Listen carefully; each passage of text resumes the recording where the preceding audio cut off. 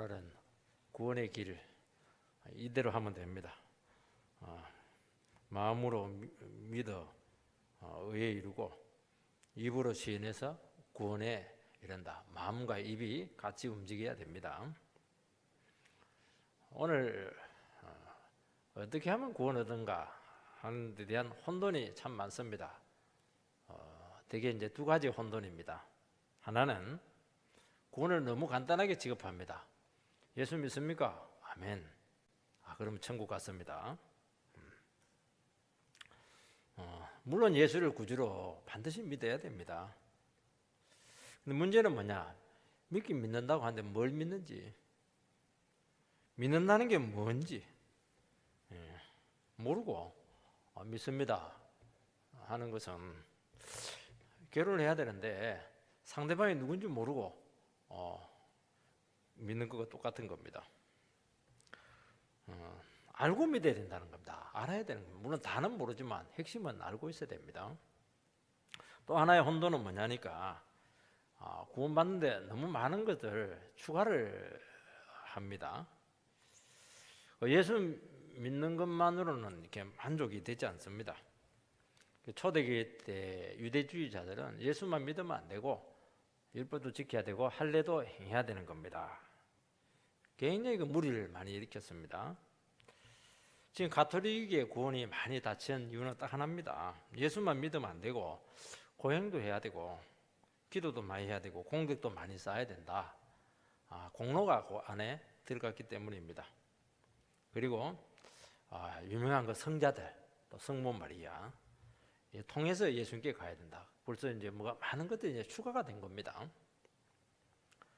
이 개신교도 오직 예수만 믿어야 된다. 그거 갖고는 안 되고 뭐 방언도 해야 되고 뭐 구원에 대한 뭔가 특별한 확신도 있어야 된다. 뭔가 참 이런 것들이 은연중에 많이 추가가 돼서 문제가 된 겁니다. 구원에 대한 혼돈이 있는 이유는 두 가지입니다. 성경 말씀에 근거하지 않고 자기 경험, 자기 체험, 자기 생각, 이성 철학 이걸 조금 더 가미해 주고 싶은 겁니다. 그리고 믿음만이 아니고 내 행위에 뭔가 좀 의미를 자꾸 두리고 하기 때문에 그렇게 하는 겁니다. 오늘 본문은 1절 그런 것들을 다 배격합니다. 마음으로 믿고 입으로 시인하면 되는 겁니다. 첫 번째는 구원은 예수를 입으로 시인하는 겁니다. 근데 주로 시인하는 겁니다. 9절, 10절 다시 한번 제가 읽어보겠습니다. 내가 만일 내 입으로 예수를 주로 시인하며 또 하나님께서 그를 죽은 자 가운데서 살리신 것을 내 마음에 믿으면 구원을 받으리라. 사람이 마음으로 믿어 의에 이르고 입으로 시인하여 구원에 이르느니라. 9절하고 10절하고 좀 순서가 반대로 되어 있습니다. 9절은 입으로 시인하는 것이 마음으로 믿는 것보다 먼저 나옵니다. 10절에는 마음으로 믿고 입으로 시인합니다. 원래는 우리가 마음으로 믿고 입으로 시인하는 게 맞습니다. 그런데 뭐 똑같은 겁니다. 닭이냐 달걀이냐 비슷한 그런 의미를 가지고 있습니다. 똑같은 건데 이제 두 번 반복한 겁니다. 특히 8절에 이제 뭐라고 되어 있냐니까 믿음으로 구원을 받게 된다면은 구원받는 것이 이제 확인이 돼야 되는데 그 확인이 되는 게 입으로 시인하는 겁니다. 찬양으로, 기도로 이렇게 이런 것들이 반드시 믿는 것은 입으로 표현이 되게 돼 있다. 그런 의미에서 이 구절을 이렇게 기록을 해놓은 겁니다. 사람이 입으로 말하는 것을 가만히 들어보면 이 사람이 구원받은 사람인지 안 받은 사람인지 분별이 돼요. 딱 분별됩니다. 그냥 예수님만 할 수 있습니다. 이번 주 은혜로 살았나요? 그 말을 꼭 합니다. 근데 그 믿음이 없는 사람들은 그 말을 죽어도 깨나도 못해요. 무슨 은혜냐? 내가 얼마나 고생 많이 했는데 반드시 자기가 들어가는 겁니다. 그러니까 반드시 입으로 믿는 사람이라면 믿는 게 꼭 표현이 됩니다. 근데 여기서 이제 문제를 삼고 있는 것은 뭐냐? 도대체 그 믿는 내용이 뭐냐?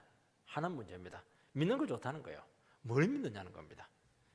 그래서 예수를 주로 고백한다는 겁니다. 그리고 하나님이 예수를 죽은 가운데서 살리신 것을 마음으로 믿는다는 겁니다. 예수가 나를 위해서 죽으시고 부활했다 하는 것을 마음으로 믿고 그 예수님이 나의 주님입니다. 그렇게 입으로 고백을 해야 된다는 겁니다. 이게 뭐냐니까 이게 믿음이고 이게 구원입니다. 그러니까 구원은 예수님이 어떤 분이시고 예수님이 무엇을 했는가 여기에 철저하게 기초를 둬야 되는 겁니다. 어떤 신비한 체험들, 느낌들 그것이 아닙니다. 성경을 많이 읽거나 어떤 신앙적인 경험을 많이 했거나 신앙적인 배경이 있다고 해서 구원이 오는 것이 아닙니다. 오늘 여기 나와서 예수를 주로 고백을 해야 됩니다. 그리고 예수께서 내 죄를 위해서 죽으시고 3일 만에 부활했다는 것을 그걸 마음으로 진심으로 믿어야 되는 겁니다. 이게 뭐냐니까 복음의 내용입니다. 예수는 주가 되십니다. 예수가 주다 이렇게 하는 것은 예수님이 하나님이다 하는 것과 똑같은 말입니다. 원래 이스라엘 백성들은 성경을 읽다가 여호와 이렇게 나오면은 멈춥니다. 말을 안 하고 그리고 하늘을 한번 바라보고 아도나이 나의 주 이런 식으로 읽었습니다.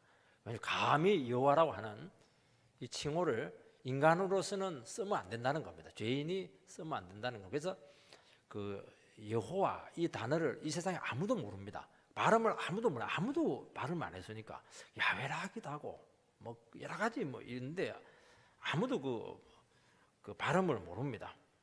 하나님께서는 창세기에 창조주로 계시를 했습니다. 오늘 오전에도 말씀을 드렸지만은 창조주로 계시할 때는 피조세계와 하나님과의 관계를 설정할 때 창조주가 되시는 것입니다.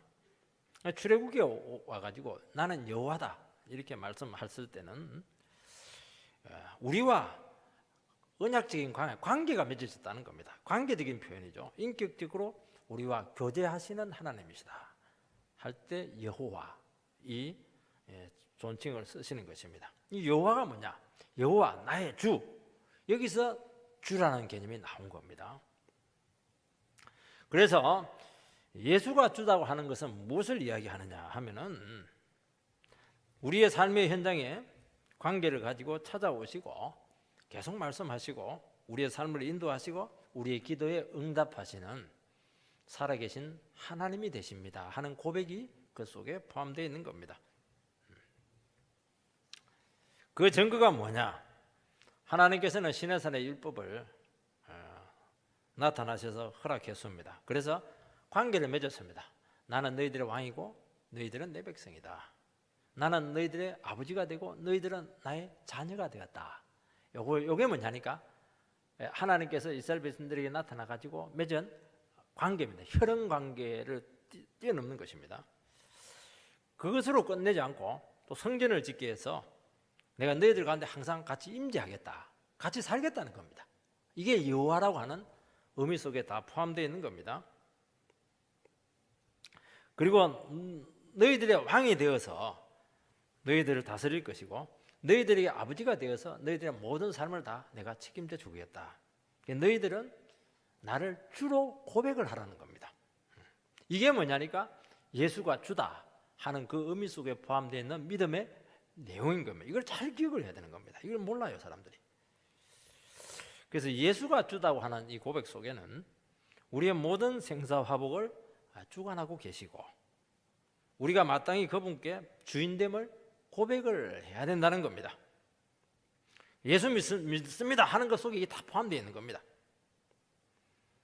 그래서 우리는 당연히 우리의 모든 삶을 주님께 다 드려야 되고 내 전 삶에 대해서 주님께서 주인이 되십니다 하는 것을 반드시 고백을 해야 되고 인정을 해야 되고 내 삶을 전적으로 맡기고 드려야 되는 겁니다. 예수를 믿습니다 말로만 하면 안 됩니다. 그러니까 지금 한국 기독교가 지금 문제가 아주 심각한 겁니다. 예수 믿는다 해놓고는 삶을 하나도 안 드려요. 인생에서 맡기는 거 하나도 없습니다. 자기 마음대로 다 해놓고는 예수 믿는다고 그렇게 하는 겁니다. 가짜 기독교입니다. 그래서 신앙이라고 하는 것은 단지 주님을 섬겨드리는 것이 아니고 단지 예배만 드려주는 것이 아닙니다. 우리의 모든 삶을 주님께 의지하고 의탁하고 맡기고 드리는 겁니다. 그래서 우리의 삶에 있어서 내 것이라고 하는 것은 없어져야 됩니다. 내 삶에 있어서 내가 주장할 수 있는 조금이라도 여지가 없어져야 되는 겁니다. 내 영역이 없어요. 내 영역이요. 주님께서 너 시간 좀 내라. 내일 시험인데 어떻게 시간을 내라고 하십니까? 그게 아니냐는 거예요. 그건 너 시간이냐? 내 시간이지. 이런 식으로 우리 삶의 고백이 돼야 되는 겁니다. 그게 예수 믿는 겁니다. 좀 깝깝해지지 않습니까? 돈 내놔라. 어떻게 내놔요? 어떻게 이거 갖고 살아야 되는데 내놔야 되는 겁니다. 네 돈이냐? 그렇게 얘기하는 겁니다. 이게 예수 믿는 겁니다. 네 목숨 내놔라. 나중에는 그까지 가는 겁니다. 그러니까 예수 믿는 게 굉장히 엄청난 겁니다. 이것은 다 바쳐야 되는 겁니다. 여러분, 예수를 주라고 시인하는 것은, 입으로 시인하는 것은 더 어려운 문제입니다. 시인한다고 하는 것은 단지 말한다 이런 의미가 아닙니다. 고백하는 거예요. 시인을 하는 겁니다. 여러분, 고백을 하고 시인을 한다고 하는 것은 내가 당신을 만을 사랑한다는 것은 이 세상에 있는 나머지 모든 여자들은 포기한다는 겁니다. 그러니까 고백한다는 것은 예수님만 인정을 한다는 것이고 다른 모든 것들은 다 포기하는 거예요. 이게 시인하는 겁니다. 그래서 어떤 손해나 받기나 억울한 일이 있더라도, 부당한 일이 있더라도, 심지어 목숨까지 잃을지라도 당신 한 분만을 위해서 내가 모든 것을 감수하겠습니다 하는 것이 이 고백 속에 포함되어 있는 겁니다. 제가 처음 대학교 때 예수 믿을 때 집에 내려갔을 때 모친이 아버지 제사를 드리라. 그래서 막 끌고 왔어요, 저를. 그래서 세웠습니다. 제사 드리는데 형님들은 다 무릎 꿇고 형수도 무릎 꿇고 난 가만히 서 있었습니다. 저놈 봐라 무릎 꿇어 막 그렇게 이렇게 했어요. 안 꿇었죠. 안 꿇었죠. 그리고 한마디 했습니다. 왜 내가 우상한테 무릎 꿇냐고. 어머니는 점을 자꾸 치고 자꾸 그냥 죽은 자에게 절을 하고 이렇게 하니까 문제라고. 저놈 자식 봐라 이래가지고 그때 막 얼마나 살벌했는지 몰라요. 절대로 무릎 안 꿇죠. 그러고 나서 쫓겨났습니다. 이게 뭐냐니까 여기에 주로 시인하는 겁니다. 그때 가만히 있으면 안 돼요. 가만히 있으면 아이고 발에 관절염이 생겨가지고 무릎 꿇기 힘드네요. 그러면 안 되는 겁니다. 우상 숭배라고. 나는 예수만 믿어야 된다고. 어머니도 내 따라오라고. 그까지는 사실은 마음으로만 했습니다. 그 마지막 부분은 그게 예수를 믿는 겁니다. 그 당시에는 로마 황제도 줍니다. 그래서 로마 황제를 주로 고백하면 안 되는 겁니다. 속으로 생각하는 거하고 말로 표현하는 거는 하늘과 땅 차이입니다. 여러분, 결혼을 남녀가 같이 사는데 결혼식도 안 올리고 혼인신고도 안 하고 동거해서 살 수 있어요. 뭐 부부처럼 다 할 수 있어요. 근데 결혼식을 올리면 달라집니다. 많은 하객들 가운데서 공적으로 결혼 선언을 해야 돼요. 그리고 하나님 앞에 예배를 드리게 되고 법적으로 혼인 신고를 해야 되는 겁니다. 그러니까 완전한 결혼의 그 장치가 마련이 되게 돼 있는. 그래도 힘들어요. 그래도 결혼을 같이 가는 게 그렇게 유혹이 많고 힘듭니다. 그리고 이제는 결혼했다고 하는 것은 이제 끝난 겁니다. 한 남자와 한 여자에게 끝난 겁니다. 그래서 배우자에 대해서 무한 책임을 지기로 했다 하는 것이 그게 포함되어 있는 겁니다. 그래서 다른 남자가 주는 돈 받아도 안 되고 다른 사람에게 친절히 대해줘도 안 되고 철저히 두 사람에게 딱 매이는 겁니다. 그러니까 이게 시인하는 거예요. 왜냐하니까 하객들 앞에서 한 남자만 사랑하겠느냐 분명히 선서하지 않았습니까? 그렇게 하는 겁니다. 동거는 그냥 하는 거예요. 마음에 안 들면 헤어지는 겁니다. 아무 책임이 없는 거예요, 이게. 여러분, 우리가 예수를 주라 고백하는 것은 예수 믿는 것을 부끄러워하지 않고 정말 자랑스러워하고 신앙 때문에 당하는 어떤 불이익이나 손해에 대해서도 당연히 받아들이는 겁니다. 이게 다 포함되어 있는 겁니다. 나는 신자라는 것을 숨기지 않고 드러내는 겁니다. 오늘 직장 다니는 많은 집사님들 중에서 10년 다녔는데도 집사님인지 몰랐습니다. 그렇게 말하시는 분들을 내가 좀 많이 봤습니다. 안 드러내는 거예요. 드러내면 손해거든. 술을 마음대로 먹을 수 있나, 말을 마음대로 할 수 있나, 성질을 마음대로 부릴 수가 있나, 안 드러내는 거예요. 숨기는 겁니다. 이거는 입으로 주를 시인한 게 아닙니다. 주를 시인한다는 것은 우호적인 분위기에서 시인하는 게 아닙니다. 죽이려고 하는 그 장소에서 딱 예수님만 내가 믿겠습니다. 그렇게 고백하는 겁니다. 이게 뭐냐니까? 이게 예수를 주로 고백하는 겁니다. 주님 외에는 다른 어떤 것도 사랑하지 않고 의미를 두지 않겠습니다 하는 것입니다. 주님이 주신 것만 받고 주님이 시키시는 일만 하겠습니다. 이렇게 나가는 겁니다. 그렇게 나가버리면 어떻게 되냐면은 내가 부족한 거, 내가 능력이 없는 거, 이런 것들이 중요치가 않아요. 중요치가 않습니다. 주님께 딱 사로잡힙니다. 주님께서는 주님이 되어 주셔가지고 우리의 전 삶을 이끄시는 겁니다. 이게 뭐냐니까? 예수 믿는 거예요. 예수를 주로 입으로 시인하는 게 이 의미가 들어있다는 것을 꼭 여러분 마음속에 잘 새겨 놓으시기 바랍니다. 두 번째는 구원은 뭐냐? 예수가 하시는 일을 마음으로 믿고 받아들이는 겁니다. 하나님께서 예수를 죽은 자 가운데서 살리신 것을 마음으로 믿으라 하는 것이 구원 속에 포함되어 있습니다. 예수님의 죽으심과 살아나심을 믿는 것, 이게 마음으로 믿어야 됩니다. 여러분, 예수님께서 하나님이시라면 예수님은 죽으실 수가 없습니다. 예수님이 죽으셨다고, 하나님이 죽으셨다고 하는 것은 죽어주신 것입니다. 우리 죄 때문에 그 근본적인 문제를 해결하기 위해서 일부러 죽어주신 사랑의 행위라는 겁니다. 왜냐하면 우리의 죄가 해결되지 않고서는 하나님과 바른 관계를 맺을 수가 없습니다. 주님이 주가 될 수가 없는 거예요. 그리고 하나님의 축복을 받을 수가 없습니다. 구원을 받을 수가 없기 때문에 하나님께서, 왜냐하면 우리가 예수를 주로 고백을 했을 경우에는 우리의 모든 걸 다 책임지신다는 것이 포함되어 있는 겁니다. 나는 목숨 걸고 주님을 고백을 하면은 주님도 목숨 걸고 우리를 지켜주겠다, 전 삶을 책임져 주겠다, 이것이 포함되어 있는 겁니다. 거기서 제일 중요한 게 뭐냐?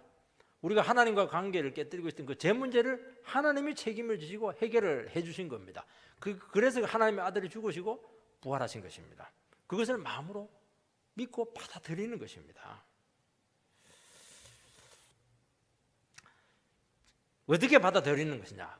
머리로 받아들이면 안 돼요. 감정으로 받아들이면 안 되고요. 전인격으로 받아들이고 반응을 해야 됩니다. 참 좋은 교리다. 기독교는 참 굉장히 고상하네. 그러면 안 됩니다. 완전히 뒤집어져야 됩니다. 예수가 나를 위해서 죽으시고 나를 위해서 부활했다, 그 말을 듣는 순간 완전히 인생이 뒤집어져 버려야 되는 겁니다. 그러면 주님과 내가 하나가 딱 되는 겁니다. 결혼하는 겁니다. 자녀가 아플 때 부모의 마음도 똑같이 아프죠. 왜냐니까 부모하고 자식은 하나이기 때문에, 마음 하나가 되기 때문에 그렇게 하는 겁니다. 제 딸이 이제 3번 수술했는데 제일 힘든 게 뭐냐니까 체열하는 겁니다. 아산병원에서 했는데 이 간호사가 초보라 가지고 한 번에 찔러서 끝내야 되는데 혈관이 잘 안 보이는지는 모르겠지만 이게 그런 적이 없어요. 2번, 3번 사람 잡아버려요. 그러면 아이는 기겁을 하게 되는데 결국에는 얼굴이 새그래도 새카만데 더 새카맣게 돼가지고 깔딱 넘어가서 경기를 일으킵니다. 그러면 제 집사람은 못 보죠. 눈이 파랗게 가지고 그냥 펑펑 웁니다. 발을 동동 구르고 애를 끌어안고 괴로워하는 겁니다. 왜 그렇습니까? 애가 아픈 것보다 엄마가 더 아픈 거예요. 이게 하나가 딱 되기 때문에 그렇게 하는 겁니다. 참어. 그거 뭐 어렵다고 하니? 그런 부모 어디 있습니까? 결국에는 이제 체열에 실패했습니다. 그래서 이제 안 돼가지고 병원 식당에 가서 이제 음식을 먹는데 의사들이 흰 가운을 입지 않습니까? 흰 가운을 입고 나타나고 애가 또 놀래가지고 경기를 또 일으키는 겁니다. 그래서 밥도 못 먹고 나왔어요. 결국 그날 체열을 못하고 한 몇 주 후에 수면 이제 먹여가지고 겨우 이제 체열을 했습니다. 구원은 이거라는 겁니다. 이거라는 겁니다. 구원은 십자가에 있는 예수님과 우리 마음이 딱 하나가 되는 겁니다. 주님이 내 죄를 위해서 십자가에 피 흘려 죽으셨다는 것을 믿고, 마음으로 믿고 전인격적으로 반응하는 겁니다. 이게 구원받는 겁니다. 내가 죽지는 않지만 예수님께서 죽으셨다는 것을 믿고 반응한다고 하는 것은 그것을 통해서 내 죄를 봐야 되는 겁니다. 그리고 그 죄 때문에 예수님께 고통받는 그 고통이 나에게 느껴지는 겁니다. 그리고 그 고통에 내가 동참하는 겁니다. 이것이 예수 믿는 겁니다. 구원은 반드시 그래서 회개로부터 시작이 되는 것입니다. 십자가부터 시작이 되기 때문에 그렇게 하는 겁니다. 그렇게 마음이 아플 수가 없어요. 예수 믿을 때 보면 그렇게 마음이 아파요. 왜 마음이 아픕니까? 자꾸 제가 생각이 나요. 그리고 내 죄 때문에 죽으신 예수님이 그 사랑이 자꾸 생각이 나요. 제가 생각이 나서 괴로워서 울고, 그런 나를 사랑하신 예수님의 십자가가 그 사랑이 너무 밀려와서 울고, 이래도 울고 저래도 울고, 전인격적으로 이게 이제 반응하는 겁니다. 그게 예수 믿는 겁니다. 구약 성도들은 짐승을 잡으면서 속죄 행위를 합니다. 어톤먼트 할 때 at, 원, 먼트 하나의 상태에 들어간다 하는 것이 속죄의 의미 속에 포함되어 있는 겁니다. 속죄 제물을 이렇게 짐승을 제사장에게 드릴 때 자기 자신의 죄를 이렇게 고백을 합니다. 이런 죄 때문에 내가 이번에 짐승을 바칩니다. 죄의 결과 내가 죽어야 되는데 제물이 대신해서 죽는다고 진술하고 기도합니다. 그러면서 칼로 목을 치고 그리고 각을 뜹니다. 부위별로 각을 떠가지고, 그리고 제물의 모든 부분을 남김없이 태웁니다. 제장은 그 피를 제단에 뿌리면서 속죄가 이루어지게 되는 겁니다. 그러면서 내 죄가 짐승에 넘어가고 그리고 하나님의 은혜가 나에게 찾아오는 겁니다. 제물에 목을 칠 때 정말 기도하면서, 그리고 자기 죄 때문에 그걸 비싸거든요. 그거 가져와서 바쳤을 때 목을 딱 칠 때 자기 목이 탁 치는 느낌을 받는 겁니다. 피가 막 쏟아질 때 자기 심장이 막 터져서 피가 쏟아져 나오는 겁니다. 이게 제물에 불을 딱 붙일 때 자기 몸에서 그냥 불타는 고통이 막 나는 겁니다. 그래서 회개할 때 많은 성도들이 무슨 얘기를 하면 나는 지옥에서 올라오는 유황 냄새를 내 코로 맡았다, 그런 말을 참 많이 해요. 그게 회개입니다. 그게 예수 믿는 겁니다. 그때 제장이 너의 모든 죄가 용서되었다 선포를 합니다. 이 선포를 듣고 하나님께로부터 오는 모든 충만한 생명과 기쁨을 얻게 되는 겁니다. 이게 믿음이고 구원입니다. 이것은 형식이 아닙니다. 형식이 아니에요. 실존적인 체험을 성령 안에서 공유하는 겁니다. 그래서 아무런 느낌이나 감각이나 깨달음이 없다고 한다면은 믿음이 없든지, 아니면 너무 감각이 떨어지든지, 아니면 형식적인 신앙에 있다, 그렇게 보면 맞습니다. 어떻게 그럴 수가 있습니까? 내 죄 때문에 하나님의 아들이 육신을 입고 와서 십자가에 달려 죽었는데 어떻게 우리가 그걸 객관적으로 감사합니다 그렇게 하고 넘어갈 수가 있겠습니까? 아니라는 거죠. 그러면 예수님께 일어났던 일들이 나에게도 동일하게 일어나게 되는 겁니다. 예수님이 죽을 때 내가 죽은 것이고, 그리고 제가 해결이 된 것입니다. 예수님께서 부활해서 살아나실 때 나는 새 사람으로 다시 태어나는 것이 되는 겁니다. 여러분, 십자가는 주님이 구주해야 될 이유가 없었습니다. 너무 고통스러운 사명이었습니다. 죄인들을 구속하기 위해서 죄 없는 아들을 대신해서 감당해야 되었던 사명이었습니다. 그래서 십자가는 만 가지 고통이 한순간에 딱 합쳐져 가지고 느껴진다고 합니다. 인간이 만든 가장 잔인한 사형 방식입니다. 잘 오래 질질 끌면서 그냥 고통이나 고통은 다 받는 게 십자가 고통입니다. 너무 잔인한 사형 방식이죠. 주님께서는 마취를 하지 않았어요. 알코올을 먹지 않았습니다. 그 고통을 있는 그대로 다 받으셨습니다. 그리고 제일 무서웠던 것은 육신적인 고통만이 아니고 아버지로부터 그 버림받는 그 유기의 고통을 당하셨던 것입니다. 너무 가깝고 사랑했는데 그분으로부터 완전히 내쳐짐을 당한 것입니다. 그 예수님에게서도 예수님은 죽음이라는 개념 자체가 없습니다. 하나님이시니까요. 그런데 그분에게도 죽음은 실제였고 너무나 고통스러운 가정이었습니다. 마귀는 아무리 네가 하나님의 아들일지라도 십자가 못 견딜 것이다, 실패할 것이다, 그렇게 얘기했습니다. 예수님께서는 7시간 동안 십자가에서 고통을 당하셨는데 딱 7마디 했습니다. 1시간에 한마디 한 겁니다. 말씀을 묵상하면서 그 고통을 참으셨습니다. 하나님께 막 말씀으로 나가면서 그냥 말씀으로 그 고통을 이겨낸 겁니다. 아버지여, 저들의 죄를 용서하여 주옵소서. 오늘 내가 나와 함께 낙원에 있으리라, 그 강도에게 말씀하지 않았습니까? 여자여 보소서, 아들입니다. 그리고 아들로서의 책임을 또 감당했습니다. 그 고통스러운 가운데 엘리 엘리 라마 사박다니, 버림받는 그 고통을 거기서 막 울부짖습니다. 내가 목마르다, 다 이루었다, 내 영혼을 아버지의 손에 부탁하나이다, 그렇게 하시고 운명하셨습니다. 주님은 십자가에서 승리했습니다. 만약 이 모든 코스 가운데서 한 번도 죄를 지었다든지 욕을 했다든지 원망했다든지 불평했다든지 그러면 우리의 구원은 그냥 거기서 끝나는 겁니다. 억울합니다, 분합니다, 저놈들 내가 내려가가지고 한 방 때리고 오겠습니다, 생각이라도 그렇게 했었으면 우리는 구원 못 받습니다.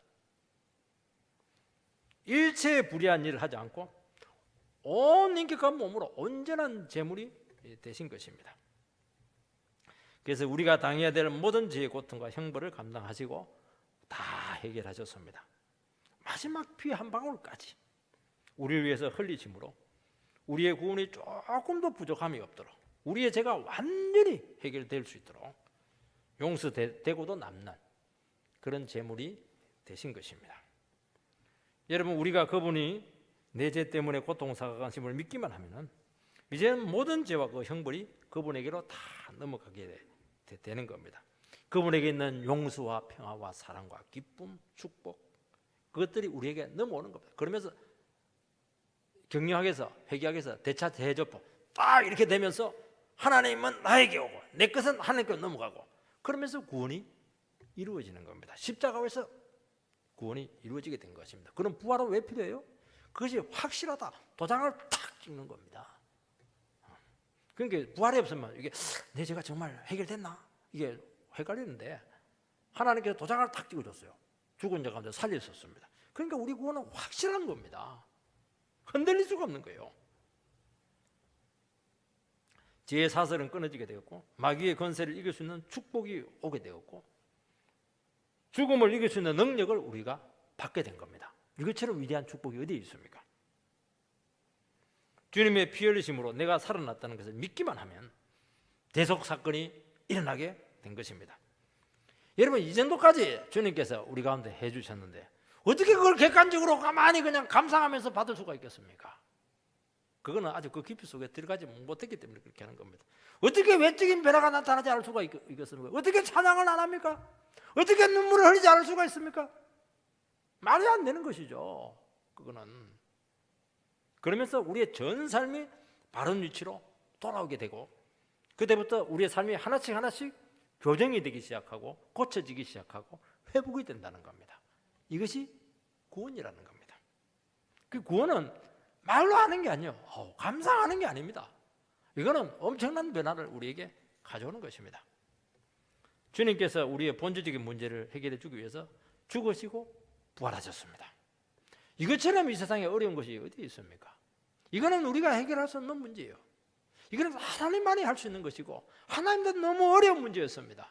아들 되신 예수님께서 육신 입고 와서 고통을 당하시고 그리고 나서 온몸으로 그분께서 감당을 해주셨기 때문에 이 문제가 해결이 된 것입니다.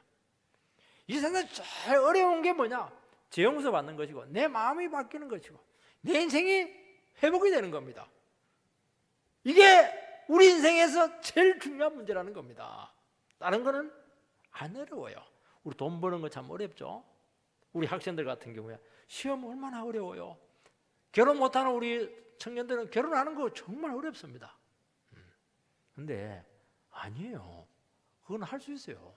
이게 어려운 겁니다. 죄 용서 받는 것이 어려운 것이고 예수 믿는 것이 그렇게 어려운 겁니다. 이게 먹고 사는 거 힘들죠? 불경기라서. 아니에요. 죄 용서 받는 게 어려운 겁니다. 예수 믿는 게 어려운 거죠. 성령 받는 게 어려운 겁니다. 이게 다른 거는 크게 문제되지 않아요. 결정적인 문제가 해결이 됐습니다. 그래서 예수 믿는 사람들은 아무리 실직하고 무슨 병 크고 이렇게 해도 결정적으로 좌절 안 합니다. 왜냐하니까 너무 큰 것을 해결받았기 때문입니다. 어떤 40대 중반의 집사님이 대장암이 재발이 되었습니다. 암 수술하고 나서 되게 5년간 이렇게 재발 안 되면 완치가 된 것인데요. 안심하고 있었는데 6개월 만에 다시 한 번 더 갔는데 온몸에 이게 암덩어리가 전이가 되어서 시한부 선고를 받게 되었습니다. 얼마나 청정병력 같은 그런 은사였습니까? 그 부부가 새벽기도 나와서 막 기도를 합니다. 죽을 것이 분명하지만은 마지막으로 수술 한 번 더 하자 이렇게 해서 장기를 딱 열었는데 모든 종양이 검사 때와 달리 일반 혹으로 전부 다 바뀌어 있더라는 겁니다. 이 기적을 체험하고 나서 이 부부가 큰 확신 가운데 살았다는 겁니다. 시한부 인생에서 내가 새로운 인생을 받았는데 겁날 게 없더라는 거죠. 그전에는 먹고 사는 거 더 좋은 평소에 어떻게 들어갈까? 집 문제, 다른 사람이 나를 어떻게 볼까? 내 자존심 어떻게 지킬까? 이런 것들 굉장히 중요하게 생각했는데요. 한번 죽다 살아나니까 아무것도 아니라는 거 이거. 뭐 밥은 먹고 살면 되고 있으면 먹으면 되는 것이고. 그래서 당장 제일 먼저 한 게 뭐냐니까 나를 위해서 기도해 준 그분들을 위해서 1,000만 원을 딱 풀어가지고 그냥 선물을 다 주었다는 겁니다. 돈도 이게 결정적인 게 아니었다는 것이죠. 이게. 돈에 대해서 바닥바닥 뜨시는 분들이 있어요. 아직 이게 구원이 뭔지 잘 몰라서 그렇게 하는 겁니다. 피 같은 돈 이렇게 말은 하는데 피 같은 예수님의 피 이렇게 나와야 되는 것인데 피 같은 돈이라니까 안 되는 거예요. 이게. 그거 중요치 않아요. 물론 굉장히 중요한데 주님의 피 앞에서는 이게 중요치가 않아요. 막 벌벌벌 떨어요. 벌벌 떨어요. 이게 내일 세상에 종말이 오는 것처럼 뜰 거 없어요. 이게 예수 믿는 겁니다. 세 번째는 신앙은 마음에서 변화가 먼저 일어나야 된다는 겁니다. 10절 말씀을 다시 한번 읽어보면 마음으로 믿어 의에 이르고 입으로 시인하여 구원에 이르느니라. 신앙은 감정이 아닙니다.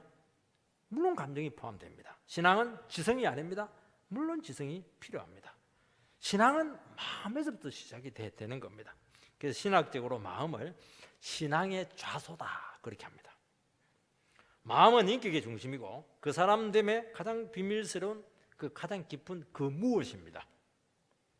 그래서 신앙은 단지 감정의 순화나 행동의 변화 이전에 마음의 근본적인 변화가 일어나는 겁니다. 그래서 회개를 뭐라고 하냐니까 메타노이아 하는데 마음을 바꾼다 이런 의미를 가지고 있고 또 어떤 의미가 있냐면 다시 생각을 한다 하는 겁니다. 마음이 바뀌면 생각이 바뀌어요. 마음이 바뀌면 지금까지 이게 옳다고 생각했는데 이 내가 옳다고 생각하는 이 삶이 틀릴 수도 있다. 다시 생각을 하는 것이죠. 이게 뭐냐니까 회개입니다. 마음을 안 바꾸고 생각을 안 바꾸시는 분들이 계십니다. 그 사람은 믿음이 없는 사람입니다. 구원은 마음을 바꾸는 것이고 태도를 바꾸는 것이고 자세를 바꾸는 것이고 내 생각을 얼마든지 바꿀 수 있는 것입니다. 후회하거나 겸손한 채 그렇게 하는 게 아니에요. 여러분 사람들은 이해 안 되는 말을 하면 알아들을 것처럼 생각합니다. 논리적으로 사람을 잘 설득하면 바뀔 것 같습니다. 안 그래요. 이게 이제 지성주의자들이 잘못 생각하는 오류입니다. 20세기의 그 C.S. 루이스는 영국의 대표적인 지성주의 크리스찬입니다. 이 사람은 이지적으로 생각해서 자기 자신을 그리스도인이 되게 할 수 있다 그렇게 믿었던 사람입니다. 근데 안 됐어요. 안 됐습니다. 결국에는 무신론자인데 신자가 되지 안 됐어요. 이 사람이 어떻게 예수를 믿게 되었냐니까 이 사람의 영적 자서전이 뭐냐니까 그 어떤 기쁨, 갑자기 찾아온 기쁨, 예기치 않는 기쁨 이게 뭐냐 이 사람의 영적인 자서전 제목입니다. 자기가 막 골똘했는데 그게 안 되다는 거죠. 근데 어느 순간 천국이 경험이 되더라는 겁니다. 자기들 알지 못하는 가운데 평화가 오더라는 겁니다. 그 하나님께서 나와 상관없이 계속 코너로 몰더라는 거죠. 코너로 자꾸 몰더라는 겁니다. 마치 그냥 고기 몰듯이 반도 가지고 고기 몰아서 막 코너에 몰듯이 항복시키듯이 그렇게 하더라는 겁니다. 이 사람이 이제 이것을 경험한 겁니다. 아, 하나님께서 나에게 찾아오시고 천국을 경험하게 되고 어느 순간에는 그냥 창밖을 통해서 밖을 봤는데 갑자기 그게 천국 같다는 것이죠. 그 순간 예기치 않는 기쁨이 왔다는 것이고 어느 순간 내 마음이 변화가 되어가지고 예기치 않는 기쁨을 천국의 기쁨을 맛봤다. 그래서 자기 예명을 조이 선교에도 있는데 조이 기쁨 이렇게 바꾸려고 했다 말했는데 바꿨는지는 모르겠습니다. 여러분 논리적으로 설득해서 크리스찬이 되게 할 수 없어요. 노력은 해야 됩니다. 왜냐하니까 논리적으로 안 돼요. 여러분 지적으로 동의한다고 신앙이 생기는 게 아닙니다. 믿는다고 결심하고 막 의지를 사용해서 그렇게 한다고 해서 되는 게 아닙니다. 요즘 어떻게 하든지 감동을 주려고 하고 감정을 자극해서 그런 집회를 많이 해서 눈물 콧물 짜내가지고 예수 믿게 합니다. 성령운동이다 그렇게 해가지고 막 한국교회 막 크게 유행되었던 적이 있습니다. 빈야드 운동 이런 것들 그렇게 해서 막 북치고 이래가지고 막 그렇게 했습니다. 이 운동의 맹점이 무엇이냐니까 놀라운 사실은 인위적으로 성령님을 오게 할 수 없다는 겁니다. 그냥 그리 느낄 뿐이라는 것이죠. 자꾸 사람들을 인위적으로 감동을 시켰다는 겁니다. 그것은 회심이 아닙니다. 성령이 주신 회심은 딱 하나입니다. 하나님 말씀을 듣게 될 때 성령님께서 우리 마음을 비추어 주시고 그리고 우리의 마음에서 예수를 믿게 하고 그러면서 우리 마음에 변화를 줍니다. 성령님께서 하는 겁니다. 그래서 하나님과 말씀에 대한 거부하는 근본적인 태도를 바꿔놓습니다. 이것이 뭐냐니까 이것이 바른 구원의 방식이고 이것이 정통입니다. 니고데모가 밤에 예수님께 찾아와서 구원받고 싶다 그렇게 말하니까 네가 거듭나야 된다. 주님께서는 그렇게 말씀했습니다. 마음의 근본적인 변화가 있어야 된다는 겁니다. 그러면서 유명한 말을 합니다. 요한복음 3장 8절을 한번 띄워주시기 바랍니다. 같이 읽겠습니다. 시작.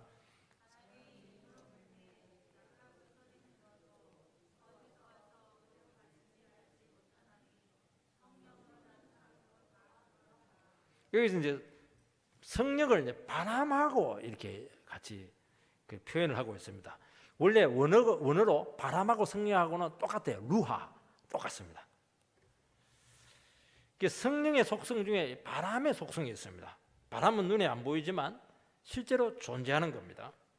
그리고 언제 불지 어디로 불지 아무도 예측을 할 수가 없습니다. 사람이 바람을 불게 할 수가 없습니다. 그러나 바람이 한번 불고 지나가면 엄청난 힘을 가지게 되고 바람이 한번 싹 쓸고 지나가게 되면은 거기서 엄청난 변화들이 나타나는 겁니다. 이게 성령님께서 우리 마음을 터치하는 것이고 바람이 우리 마음속에 부는 겁니다.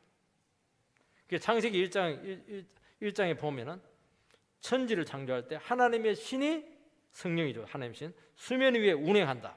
신이 막 물 위에서 막 왔다 갔다 하면서 막 그냥 무에서 유를 창조를 해냈던 것입니다. 그때 바람이 분다고 그렇게 하는 겁니다. 오순절 마가다락방에서 120명의 문도들이 막 기도하고 있었을 때 갑자기 그곳에 하늘에서 갑자기 급하고 강한 바람 소리가 그들에게 나게 되었습니다. 그래서 거기 있는 사람들이 전부 다 성령 충만을 받고 방언이 터지게 되는 역사가 나타나게 되면서 사람들이 완전히 그전에는 막 무서워가지고 막 그냥 방 안에 숨어가지고 막 기도했는데요. 그때부터 완전히 사람들이 바뀌어가지고 세상 끝까지 찾아가서 복음의 증인으로 살게 됐고 마지막에는 순교했습니다.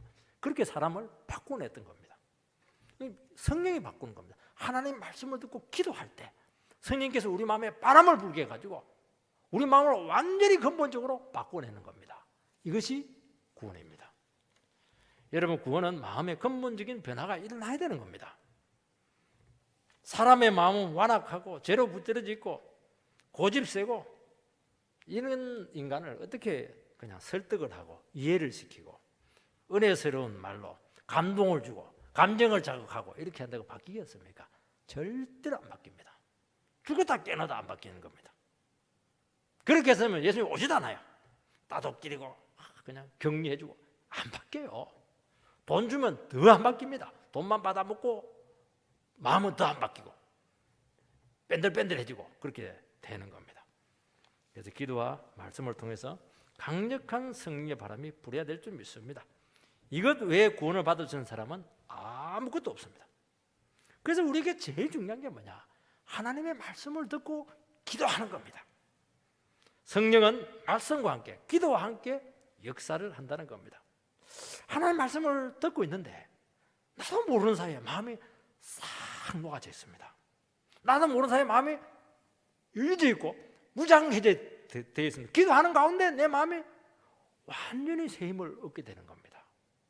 이겁니다. 이게 구원받는 겁니다. 자녀들 잔소리할 필요 없어요. 그러면 버릇만 나빠집니다. 어떻게 해야 됩니까? 막 고집 세고 이렇게 하면 무조건 교회로 데려와서 앉혀놔야 돼요. 앉혀놓으면 막 안 듣죠. 졸죠. 엎어지죠. 그래도 성령께 찾아갑니다. 말씀으로 찾아가면 모르는 사이에 얼굴이 싹 바뀌어져 있어요. 기적입니다. 기적. 여러분 천지를 만든 것보다 더 놀라운 기적은요, 뺀들뺀들한 우리 아들이 마음이 바뀌는 게 이게 기적입니다. 최고의 기적입니다. 이게. 여러분 신앙은 마음의 문제죠. 기능, 학벌, 경험 아무 상관없어요. 마음이 바뀌고 태도가 바뀌고 그렇게 하는 겁니다. 마음 바뀌면 강력한 힘입니다. 이 세상에도 마음만 먹으면 못할 것이 없다고 하는데, 여러분 우리가 마음이 바뀌게 되면 두려울 게 뭐가 있겠습니까? 마음으로 믿어 의에 이른다 하지 않았습니까? 모든 좋은 것을 다 하나님께 받을 수가 있는 것입니다.